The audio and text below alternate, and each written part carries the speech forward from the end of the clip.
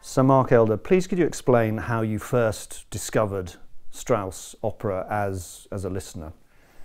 It was one of the most incredible moments of my life, because it wasn't just as a listener, it was as a player. And before I went to Cambridge, and I knew nothing about anything at all, my mother got a little phone message which says, would Mark like to play in Ariadne auf Naxos by Strauss? And I hadn't got up to Cambridge, and I was very, very young, and I had no idea what Naxos was, what Auf meant, or who Ariadne was. And I thought Strauss wrote waltzes. So it was an incredible moment for me, because to play in this music when you don't know what's coming around the next corner is an incredible opportunity for one's ears, for your heart.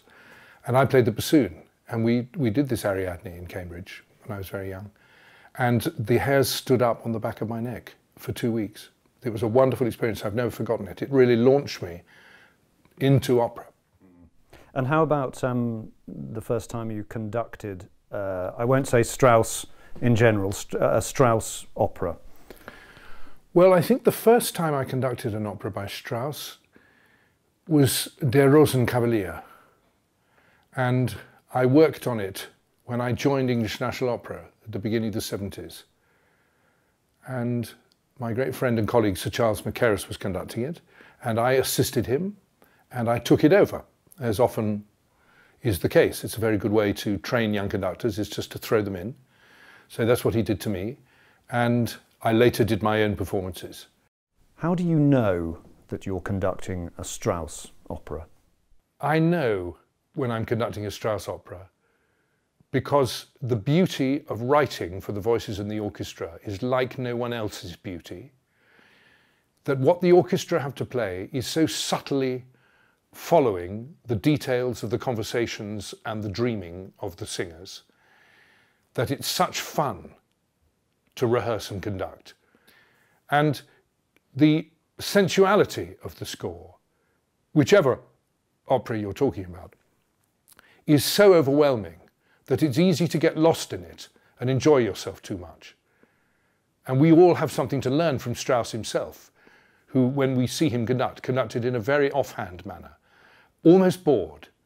And I think those famous TV shots of Strauss conducting his own music was trying to send out a message. Everything is there, it's all written down. The conductor just needs to control the pulse of the music and make sure that everybody is absolutely on the ball. It doesn't need great sweating, throwing yourself around. It needs control, and everything then will come good. And that's the secret, I think, of conducting Strauss. Strauss wrote his operas following on from the traditions of the way music had developed in Germany through the 19th century. But he had an incredibly fecund imagination. And the first thing about a Strauss opera is that there is an enormous number of notes.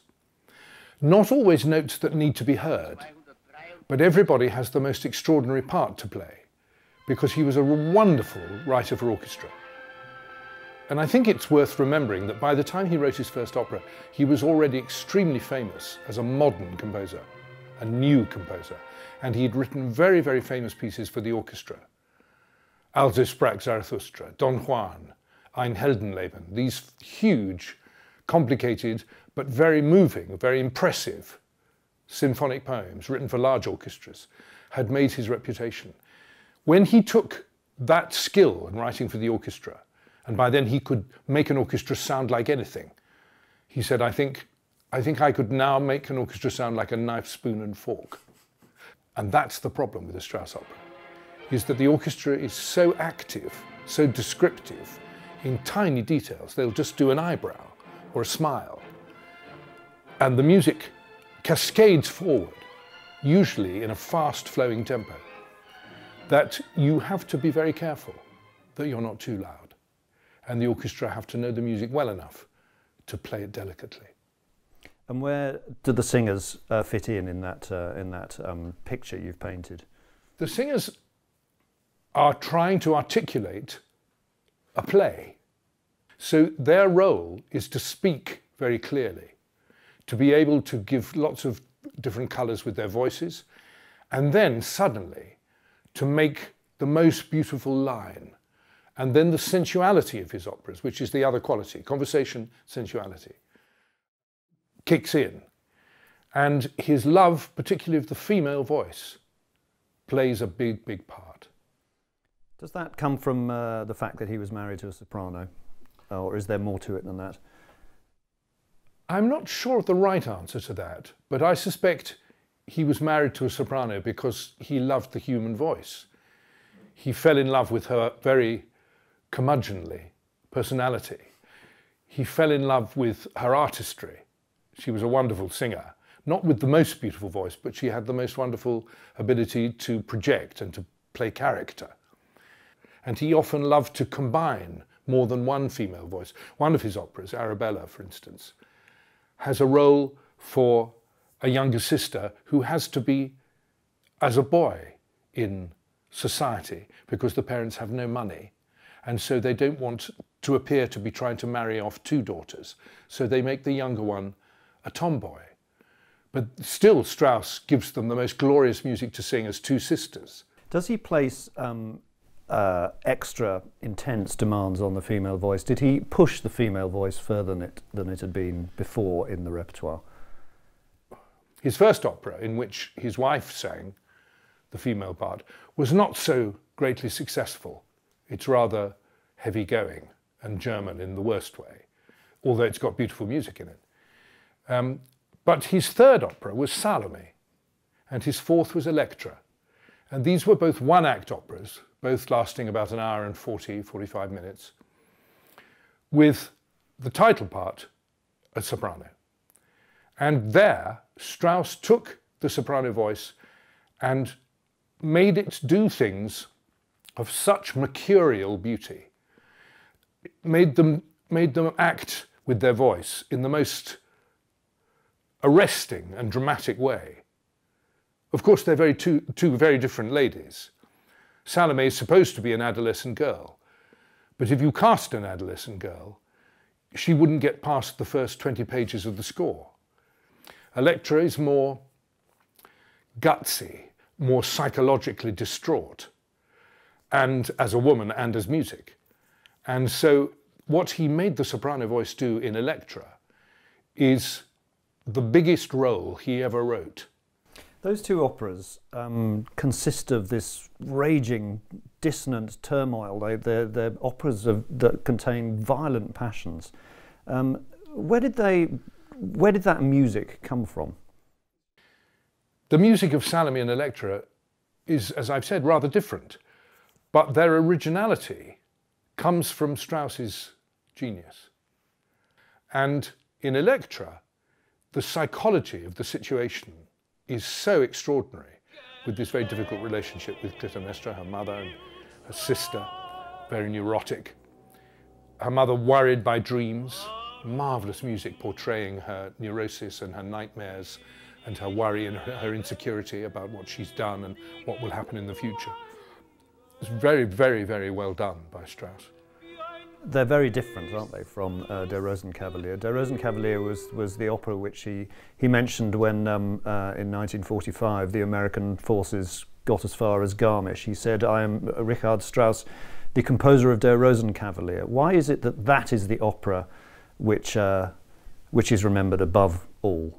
Der Rosenkavalier has a very human situation at its heart. It has fun. It has melancholy, it has escapades, and the most glorious final 15 minutes, where these three female voices, one of whom is playing the part of a young man, try to sort out the emotional turmoil of the opera and come to some resolution. And the appeal of Der Rosenkavalier is not just for the female voices. There's the most wonderful comic bass role that many basses adore to do. You need to have a very low bottom C and a very high note as well at the top. It's a great comic virtuoso part, and many artists have had great association with that.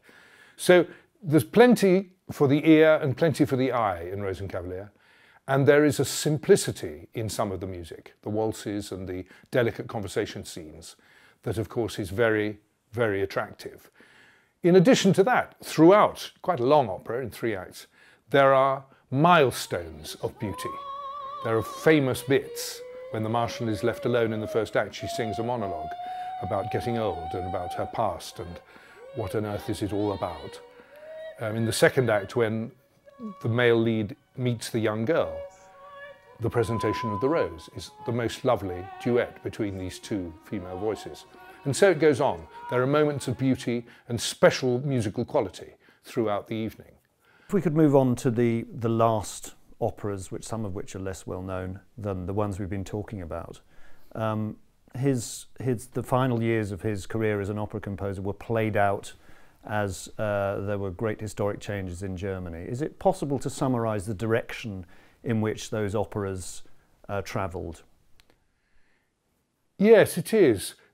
Some of the stories are rather elaborate and not so clear, and some of the music is not of the best quality. And of course, for so much of the early part of his operatic career, he'd had this unusual and very well documented relationship with Hugo von Hofmannsthal, the great poet and theatrical manipulator. And their relationship is well documented because they didn't meet very often. And so the letters are an extraordinary testament to this collaborative relationship. But he died while they were working on Arabella, a very beautiful opera, in my view, that needed Hofmannsthal's skill to finish it and make it really, really perfect.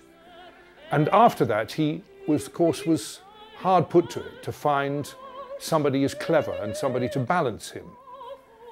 And the pieces aren't quite so successful. There are exceptions. The very final opera, Capriccio, is a lovely conversation piece about the relationship between words and music in opera. And it has some fantastically beautiful music in it, particularly the end, his farewell to the operatic stage.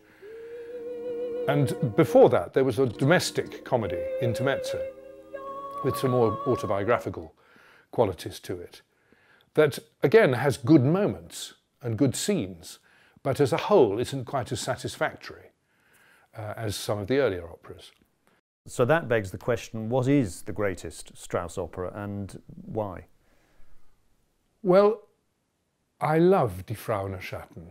It's a fairy tale atmosphere, and the music has extraordinary quality, not just beauty, but fantasy and magic and supernatural colours, both bright and dark. It's a long opera. The libretto is hard to understand. It's convoluted a little bit too much. But I think its beauties are more beautiful than anything else that he wrote. There are scenes in it of such originality. Not a sentimental beauty, you understand, but an originality of colour. And it's a text that has to do with dreams, fantasies, desires, yearning, to do with different worlds, the high spirit world, the low, almost subhuman world, something between the two. And he copes with that with the hand of a master. So that, in your view, is the greatest opera, but if you were to find yourself cast, for example, on a desert island, you were told you can take only one Strauss opera with you, would it be that or would it be something else?